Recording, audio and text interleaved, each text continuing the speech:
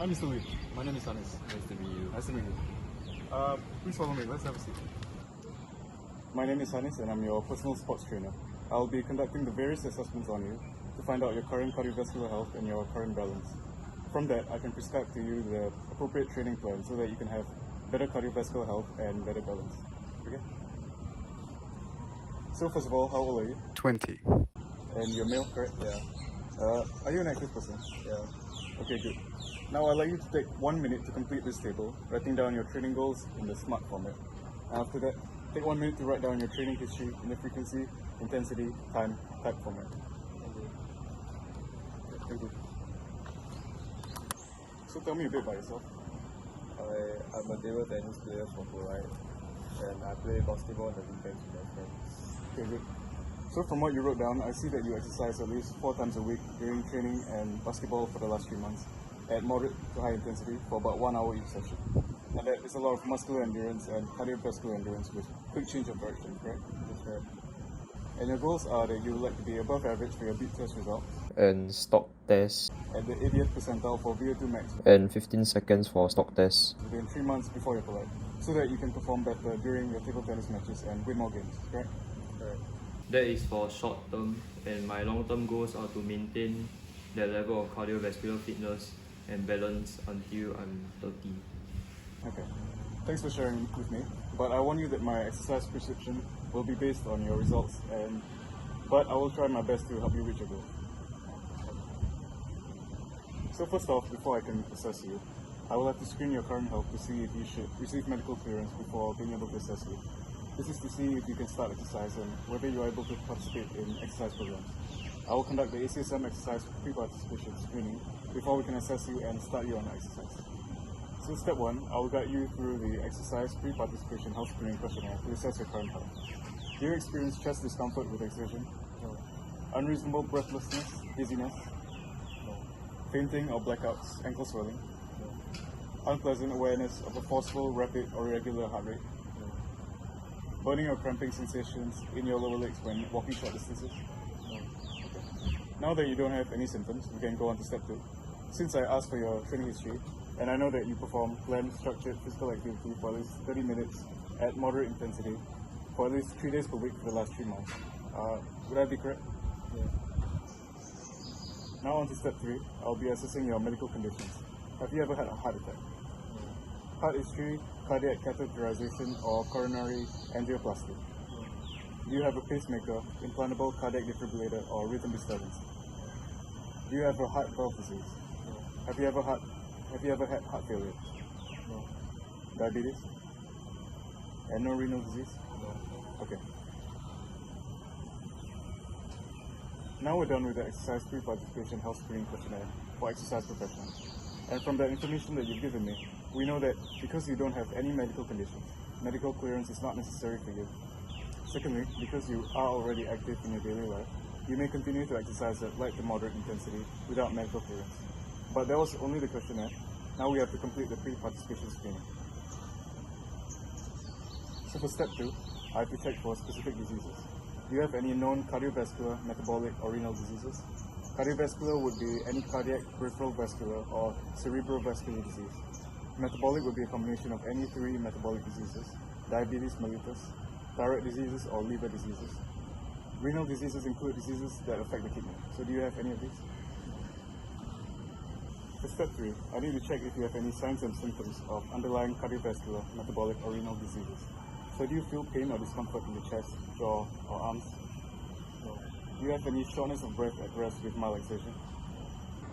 Do you experience any dizziness, shortness of breath, ankle edema, or ankle swelling? No. Do you have palpitations or tachycardia?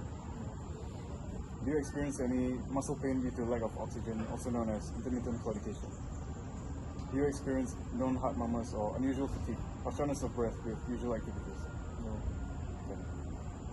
Finally, Mr. Lee, step 4, what is your desired training intensity? Moderate to high. Okay, that's good. So because you already do moderate intensity to high intensity exercise 4 times a week, I would know that you are capable of that. But just to be safe, I would monitor how you are at light intensity, and then if tolerated, proceed to moderate intensity and then high intensity, which is about 80% to 95% of your max heart rate, according to ACSM. Give me one moment to check against the ACSM pre-participation algorithm. Okay. Now, Mr. Lee, allow me to explain to you the following. These are the flowcharts I use to identify whether or not you need medical clearance before continuing exercise and at which intensity. This is the flowchart of individuals who exercise regularly, and this is the one for those who do not exercise regularly. You fall under this category, and based on what you told me, since you do not have any cardiovascular, metabolic, or renal disease, and you do not show any signs and symptoms of disease, medical clearance is not necessary for you before continuing exercise at the intensity you are familiar with. That being said, I will still keep an eye on how you respond to light intensity before we progress to moderate intensity and then high intensity. Now, before we begin any assessment, I have to obtain your consent in allowing me to perform these assessments on you. And it also states that you have confidentiality as a client. Here's the informed consent form. It states that you understand your responsibility as a client to sound out any problems, and you consent and volunteer to taking the test, and that you can withdraw anytime. It also states that you understand that you may benefit from these exercises and the training plan that I will give you, and that there are risks involved in doing the test, such as injury, as much as I can try to minimize it. Before you sign that, I will let you know that based on the information that you have given me, I will select the 20-meter multi-stage fitness beat test based on your current training regimen and history, as well as the specificity of your sport, because of the quick change of direction. I will also select the stock test and the star excursion test for your balance test based on the needs of the sport, which require lateral movement and unilateral balance, which is important in the movements of table tennis. During the assessments, I will be spotting you in the balance test in case you fall, so I will be standing close to you with my arms out. And it may require me to hold you and to touch you if you fall, but not inappropriately. And if something happens during your cardiovascular assessment, I might have to touch you to feel your temperature. Is that okay? Yeah. If you are uncomfortable with this, you can stop anytime. Thank you. And also for these tests, there will be indications for terminating the test, meaning that if you experience any of these, that you can stop. These include any signs of angina or chest pain, an excessive rise in your heart rate, any signs of poor perfusion, which is your skin becoming pale or clammy, or your heart rate failing to rise, or any changes in your heart rhythm. If you feel severe fatigue, or if at any moment you want to stop, please don't hesitate. Next, are you using beta blockers or any medication that may affect your blood pressure or heart rate? Then I will take your heart rate and blood pressure to check whether any abnormalities or circulatory issues are present. Can you put your elbow on the table and your arm length up?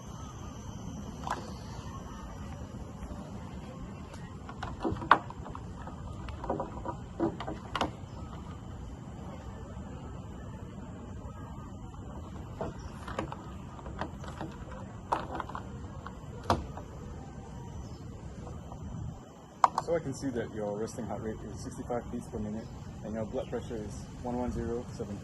So both in the normal range according to the American Heart Association. Now before each test, there will be some pre-test considerations that you will have to follow. I will give you a call 2 days in advance of the test. In summary, they are to avoid caffeine, alcohol, food, or tobacco 3 hours before the test, and not to exercise on the day itself. You will have to wear proper attire that shouldn't restrict your movement, like what you're wearing right now, and to wear comfortable running shoes for the cardiovascular test and balance test. You should also be well hydrated from the day before the test. And are you on any medication? Okay, good. But if you were, I would advise you to seek your physician's approval to discontinue it, as it might affect the diagnosis of your test. Another thing is you might want to consider someone to pick you up after the assessment should anything happen to you or if you are too tired. So that's all for the pre-participation screening. So your test will be on Friday and I will give you a call on Wednesday. Okay. So I look forward to assessing you and helping you out on your fitness journey. Thank you, sir.